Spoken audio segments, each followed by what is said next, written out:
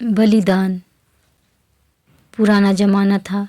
एक महान त्यागी तरुण ने अपनी घोर साधना के बाद 16 साल की आयु में भक्ति का एमए पास किया। इनका नाम था उग्र तपस्वी दत्तात्रेय। उस समय अवध में राजा मूढ़ मानधाता राज्य करते थे। वे काली माता के उपासक थे। पुजारी, उपासक और भक्त मैट्रिक, बीए और एमए की तरह अलग अलग हैं। भक्त को महात्मा भी कहते हैं।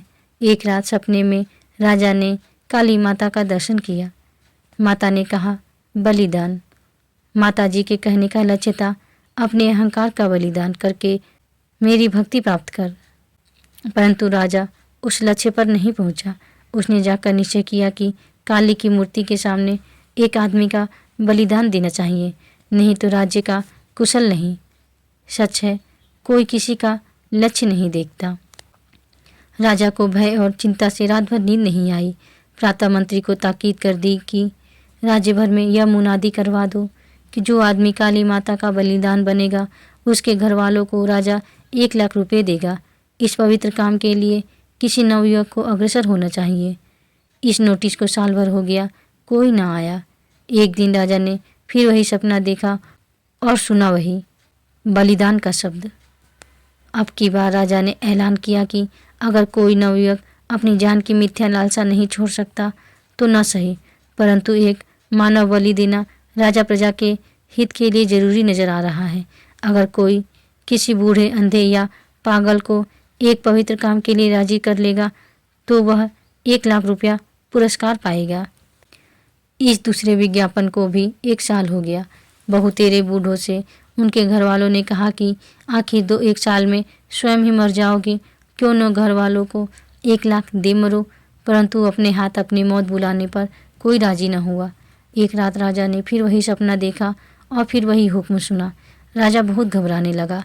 राजा ने निश्चय किया कि अब खुद उसे किसी आदमी की खोज करनी चाहिए। शिकार खेलने के बहाने से राजा दिन भर इधर उधर घूमने लगा। 7वें दिन एक जंगल में एक आम के वृक्ष के नीचे राजा ने भक्त दत्तात्रेय जी को चुपचाप बैठे देखा। राजा ने सोचा, जैसे भी हो इसे ले चलना चाहिए। झूठ बोलूँगा, जालसाजी करूँगा, लेकिन इस लड़के का बलिदान जरूर दूंगा। राजा के लिए दफ़ा 420 है नहीं।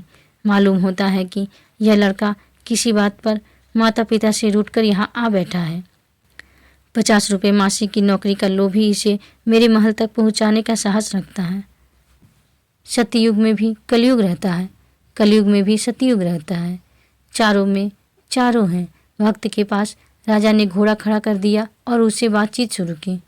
राजा, तुम कहाँ रहते हो? भक्त, शिव ही सब हैं। राजा, मैं पूछता हूँ कि तुम किस गांव में रहते हो? भक्त, महावीर सावीर महावीर ही हैं। राजा, तुम्हारा नाम क्या है? भक्त, अंतिम गुरु 2 हैं, एक कच्चा बाबा, एक सच्चा बाबा। राजा, मैं यह पूछता हूँ कि तुम्हारा नाम क्या है? भक्त, जो सत्य होगा वही सुंदर होगा और वही शिव होगा।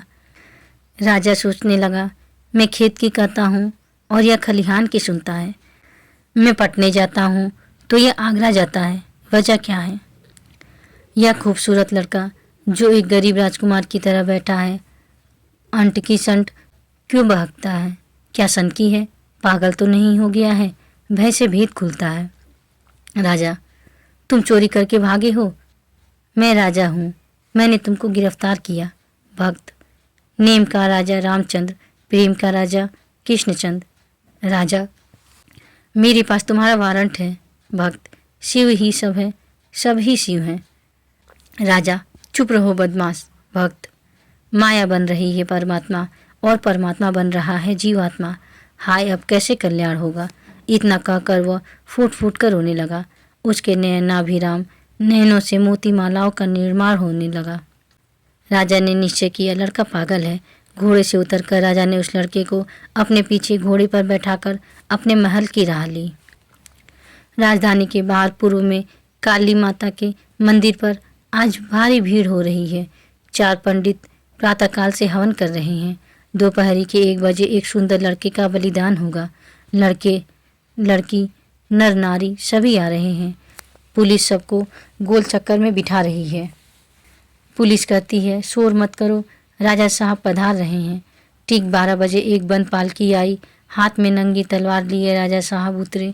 हाथ पैर बंधा एक लड़का भी पालकी से उतारा गया। दोनों आकर हवन के पास काली माता के सामने खड़े हो गए। लोगों ने उन दोनों को देखा। मास्टर दत्तात्रेय को देख सब चकित और सब मोहित हो गए। ब्रह्मा, विष्णु और शंकर तीनों के आशीर्वाद से भक्त जी का जन्म हुआ था। माताएं कहने लगी, अगर मेरा बच्चा होता तो राजा की दाढ़ी में दिया सलाई लगा देती। हाय बेचारे की माँ मर गई।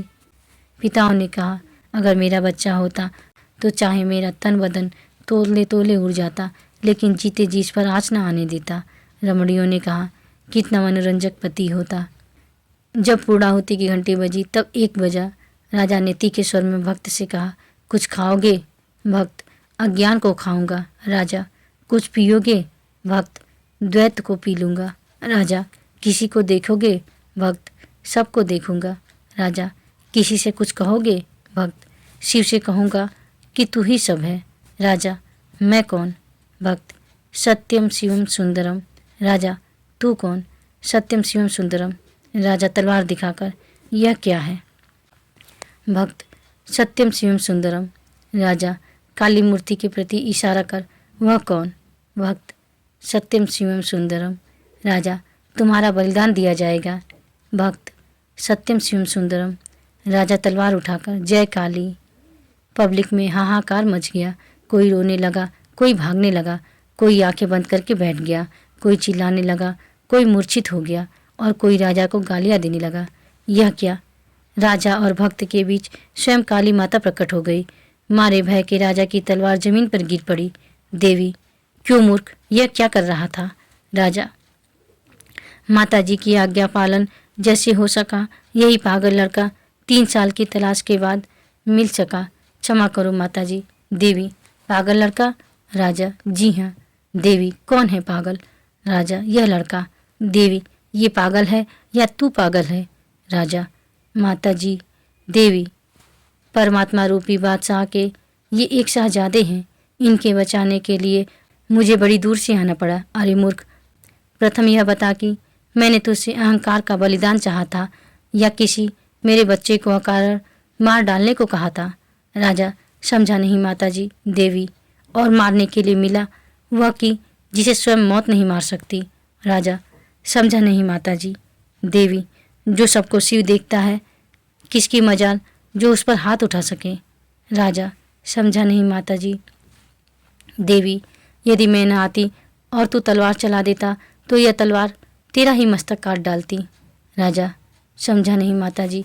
देवी, राजा, तू नहीं पहचानता कि यही महात्मा दत्तात्रेय हैं, जिनको भगवान और जगत गुरु जैसे 2 पद प्राप्त हैं। राजा, समझा नहीं माता जी। देवी, इनके चरण कमल पर अपना सिर रख दो। आज से इनको अपना गुरु मानना और इनके उपदेश से जीवन का संचालन करना। राजा, भक्ति के चरण पकड़, क्षमा करो हे क्षमा निधान। देवी अंतर ध्यान हो गई। अमीर को उठाकर फकीर ने छाती से लगा लिया। पहले तो प्रजा दुख के आंसू बहा रही थी, अब वह सुख के आंसू बहाने लगी।